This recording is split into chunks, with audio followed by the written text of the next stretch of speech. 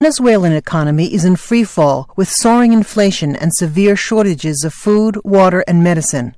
Political opponents of the regime of Nicolas Maduro reportedly have been subjected to imprisonment and torture. Faced with such misery, hundreds of thousands of Venezuelans have fled their homeland. On a recent visit to Brazil, Vice President Mike Pence noted that Venezuela, once one of the wealthiest countries in the region, is now essentially a failed state.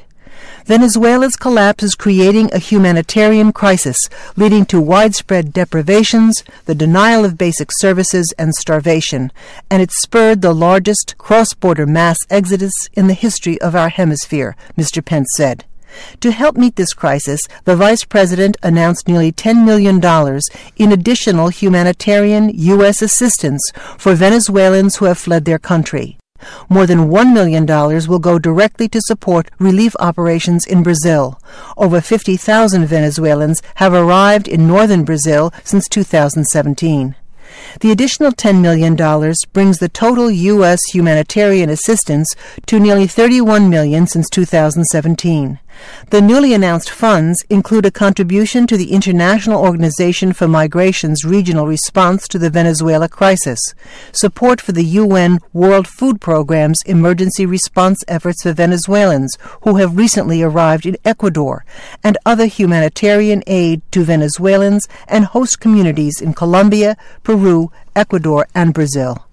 Complementing this assistance, the U.S. State Department said in a written statement, is $18.5 million in bilateral funding to support displaced Venezuelans in Colombia who have fled the crisis.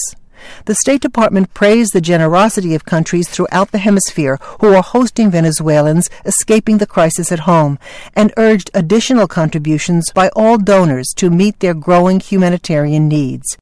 The State Department also urged countries to increase their support for the restoration of Venezuela's democracy.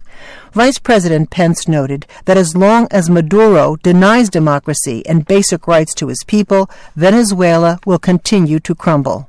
The United States will not stand idly by as Venezuela crumbles, he said. Venezuela deserves better, and the Venezuelan people deserve to reclaim their birthright of libertad.